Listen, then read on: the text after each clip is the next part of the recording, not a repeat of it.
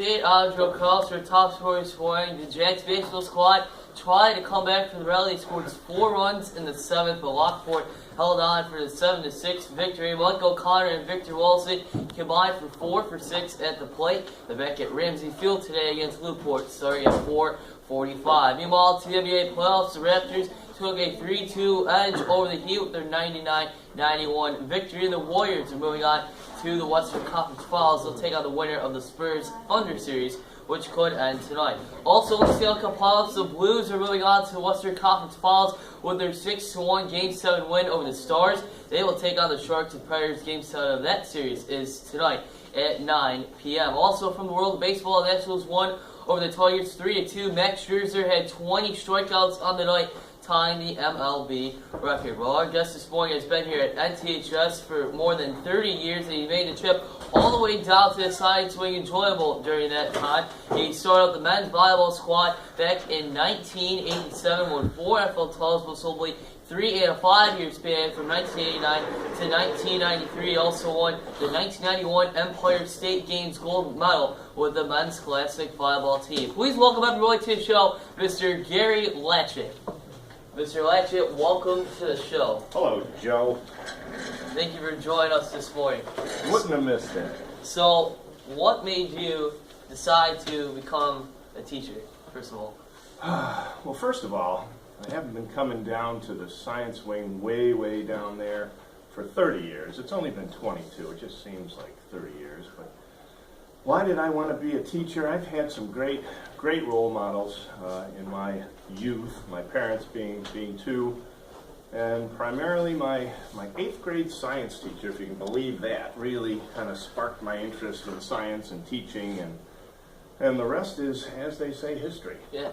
Who made you want to start up the NT volleyball program? Because it was nothing before you started. Well, there was always a girls program here, so the hard part was already done. There was no heavy lifting regarding equipment and obviously gyms and the gym availability. Mark Sternin is the name that sticks out in my head, and maybe some of the locals here even recall who Mark was. He was an athletic director here. And he posed the idea to me. I had been playing men's power volleyball locally with my partner in crime at the time, Mr. Brocious. And some of the people who were involved with that knew Mark, and one thing led to another, and he approached me. I'll never forget. He came into my study hall and said, "Would you like to try men's volleyball here?" And never being one to shy away from a challenge, I said, "Sure, why not?" And so Mr. Brocious and I kind of jumped on board, and so he deserves part of the credit for being my wingman throughout all the formative years. And once you started rolling, it took a couple of years to get it going. But the one big guy early on in your coaching career, probably the guy that stands out the most, is Steve Lachut, who's watching now from North Florida University. He's the head coach of their program. He won 3 NFL titles here and went on to USC to play there in college. So how do you describe Steve on and off the court? Just a marvelous kid. Met him when he was an 8th grader. My first year, he was an 8th grader, and I immediately, my first move was to bring him up to the varsity level. You have an eye for talent, and he certainly had an abundance of talent even at that young age. And he still, as you mentioned, is still involved in volleyball. And as when I introduced him for the Hall of Fame ceremony, I said then, and I still stand by it, that he is the face of men's volleyball here at North Tonawanda. So just a great all-around kid. Another player I mentioned, he's actually probably watching in his room right now, Mr. Hodson, also played for you, and now he's the head of the program. So how would you describe your years together? Well, likewise. Luke came on board and was one of those gifted kids. Gritty, great team player. We went a long way with Luke. Luke was that go-to guy on the court that you could always count on. He never quit. He was a good role model for the team, for his teammates.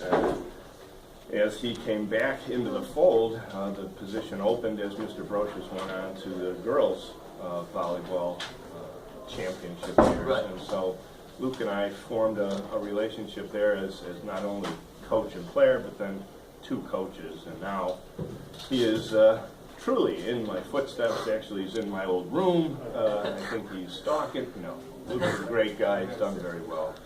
Absolutely. So shout out to Mr. Hodson. You've had a lot of great moments, Coach. We only got a couple minutes, but do you have a top moment?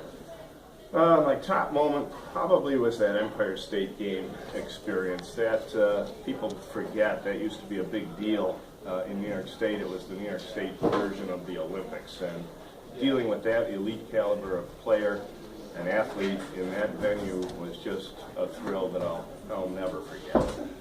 What would you say the greatest reward of being a teacher is? Well, back then the Empire State Games motto was lighting the torch. And I think as a teacher, you try to turn on the light. You try to light the switch, I guess, and you see it in your students when they finally get it and grab onto a concept. That's very rewarding. Do you have a favorite moment from your time here at NTHS? All the awards from students over the years, it's really, really nice to be appreciated. Working with a tremendous bunch of colleagues throughout these, as you noted, 30-plus years. It's just been a thrill for me to be surrounded by talented people, and all of those moments are top-notch for me. Any final advice for you? Just looking at the camera, anything to Hey, work students hard, pay attention. It goes fast. So that's how you find success. Well, Gary Lachut, everybody, Mr. Lachut, thank you Joe, for coming thanks on. so much. We'll see you tomorrow. Friday show. We'll be back after this.